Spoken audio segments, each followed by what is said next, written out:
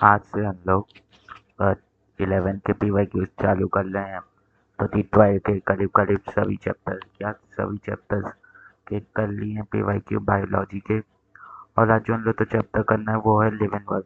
Basically इसे ज़्यादा नहीं, जो एक ही क्वेश्चन आएगा, एक ही दो क्वेश्चन आएंगे, क्योंकि जो मेन टॉपिक था जिससे क्वेश्चन आते थे टेक्सोनॉमी के और जो लिव अबाउट लिव इन बिन करते था, वो बेसिकली डिलीट हो गया है। ठीक है, तो इससे जो क्वेश्चन है वो एक ही दो बन सकते, उससे ज़्यादा नहीं बन सकते। तो इसे कर लेते हैं आज। अब है पहला क्वेश्चन है टी मैच द फॉलोइंग करना है। फैमिली कौन सी है, ऑर्डर कौन सा है, फाइलम कौन सा है, क्लास कौन सा है, इन चारों में से हम लोग तो मैच करना रहेगा। ठीक है, तो अगर मैं फैमिली देखूँ तो इससे एक ही फैमिली दिख रही है, मस्कीडे ईडे होता है ना एनिमल्स में। अब मैं ऑर्डर की बात करूँ तो ऑर्डर मुझे इसमें एक ही दिख रहा है, डिप्टेरा हाउस फ्लाई का। ठीक है, फिर अगर मैं उसकी बात करूँ क्लास की, तो क्लास मुझे इसमें एक ही दिख रहा है, इंसेक्टा आल्टोपोडा फाइलम के अंदर जो आते हैं, और फाइलम मुझे इसमें एक ही दिख रहा है, आल्टोपोडा। अब आता है nomenclature is governed by certain universal rules which one of the following is contrary to the rules of nomenclature। मतलब contrary मतलब कौन सा फुलफिल नहीं कर रहा है। Biological name are written in any language, एक एनी लैंग्वेज में नहीं, सिर्फ लैटिन लैंग्वेज में, मतलब यही contrary है। The first word in a biological name represent genus and second represent epithet, ये सही है। ये गलत है, कॉन्ट्ररी मतलब गलत होता है।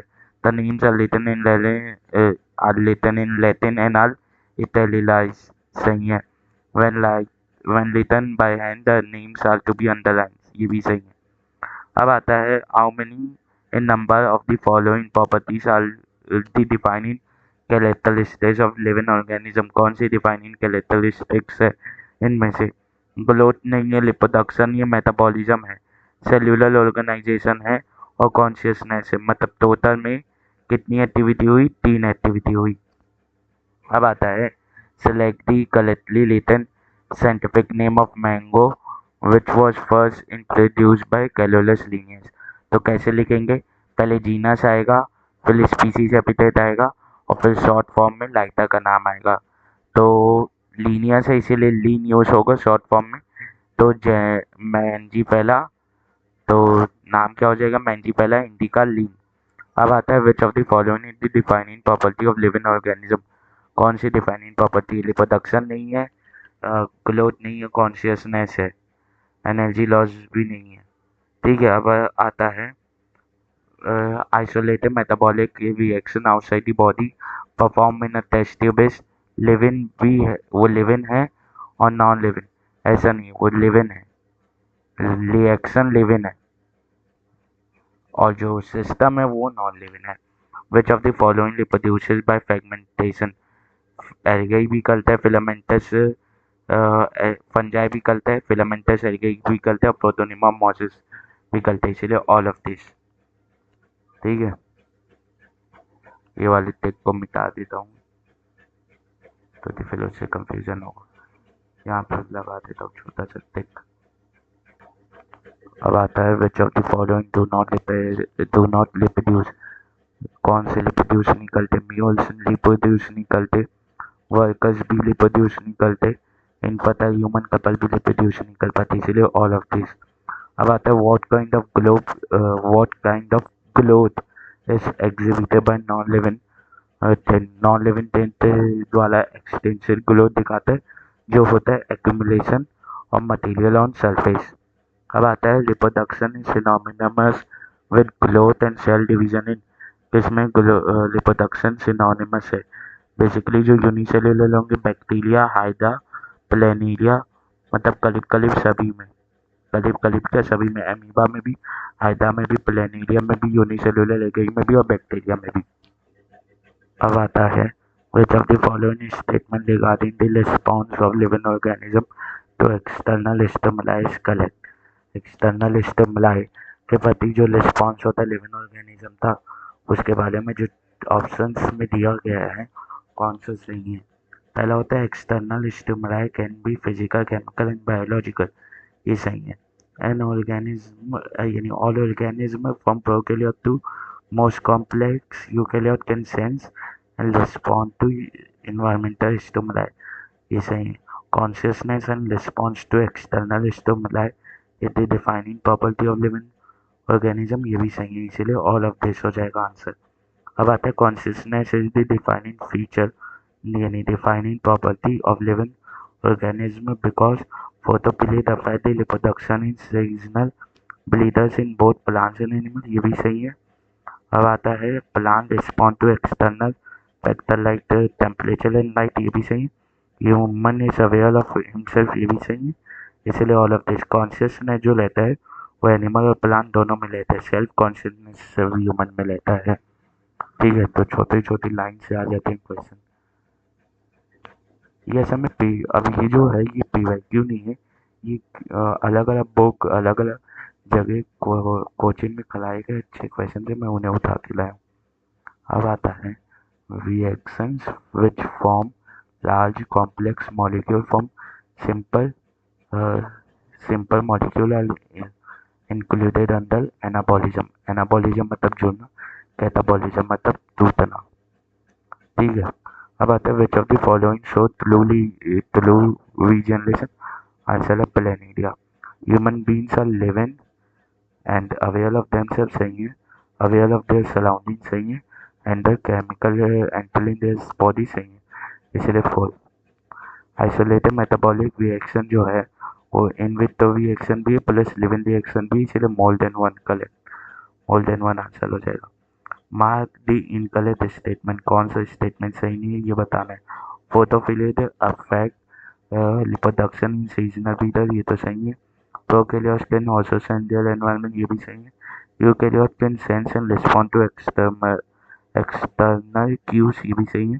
Not all living phenomena are due to underlying interaction, ये गलत है। All living phenomena are due to underlying interaction, इसलिए ये इसका आंसर हो जाएगा। इनकरेक्ट पूछा है ना। All the given option represent the basic property of taxonomy except, कौन सा बेसिक जो प्रोसेस है टैक्सोनॉमी के उसे रिप्रेजेंट करता है एक्सेप्ट। आंसर है स्पीसीएशन। स्पीसीएशन एकदम स्पेसिफिक हो जाता है और बेसिक प्रोसेस नहीं है।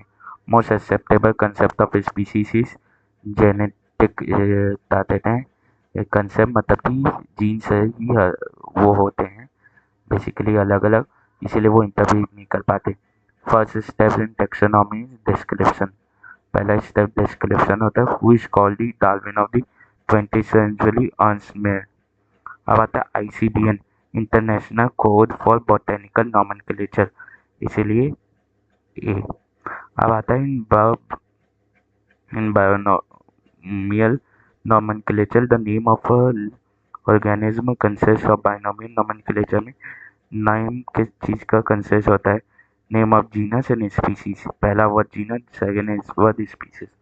अब आता है the ascending and descending arrangement of taxonomic categories are called as hierarchy. Taxonomic hierarchy जो होता है उसमें हायरार्की का मतलब ये होता है टैक्सोनॉमिक ग्लोब का असेंडिंग और descending arrangement. Which of the following statement regarding the universal law of biological nomenclature is incorrect. जो यूनिवर्सल लॉ है रूल्स ऑफ बायोलॉजिकल नॉमेनक्लेचर थे उनके बारे में ये 4 पॉइंट्स दिए हुए, इनमें से कौन सा इनकरेक्ट है। Biological names are generally Latin में होते हैं और लेटिन होते हैं इटैलिक्स में, ये सही है। फर्स्ट वर्ड जो लेता है बायोलॉजिकल नेम का वो रिप्रेजेंट करता है जीनस का और सेकंड कंपोनेंट डिनोट स्पीसीज, ये भी सही है, ये ऊपर वाला भी सही था। Both word in biological name when written are separately underlined और printed in italic to indicate their Latin origin, ये भी सही है। The species epithet with starts with a small letter and generally the epithet starts with a capital letter, इतना दूर ये सही है। ठीक है, अब आता है it can be illustrated with the example of Mangifera indica, यहाँ पे ये गलत हो गया, तो इसीलिए ऑप्शन 4। अब आता है biological name are generally in Latin and italics, ये सही है। दे आर लैटिनाइज और derive from Greek irrespective of their origin, ये गलत है। डिराइव फ्रॉम लैटिन होता है तो स्टेटमेंट 1 इज यानी statement A is correct but statement B is false.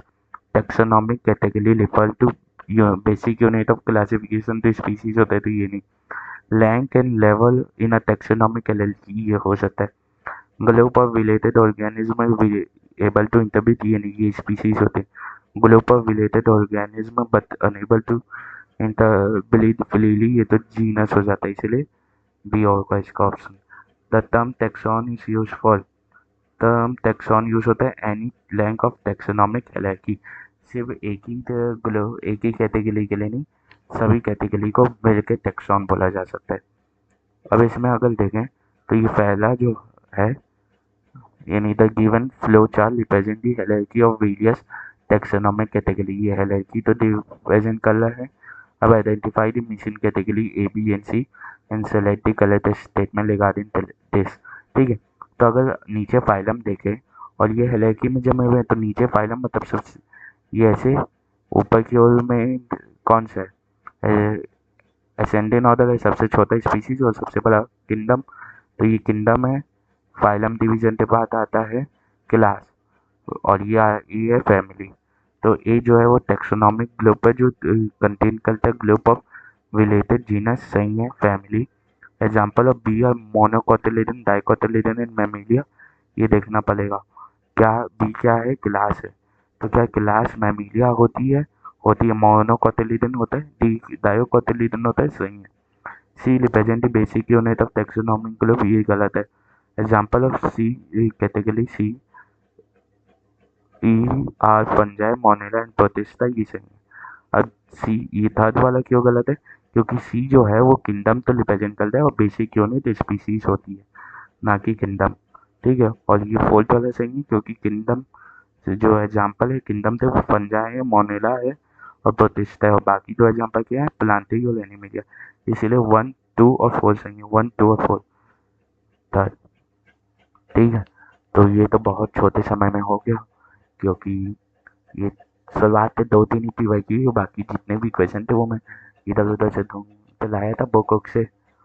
तो अब हो गया ये चैप्टर, इसके बाद बेसिकली एक जूलॉजी का आएगा, मोस्ट प्रोबेबली वो बताते हैं bleeding and exchange of gases ले सकता है कि बॉडी फ्लूइड एंड सर्कुलेशन, ये दोनों में से ही रहेगा। जो सब मुझे पर समय मिल जाएगा रिकॉर्ड करने से वो बात रहेगा।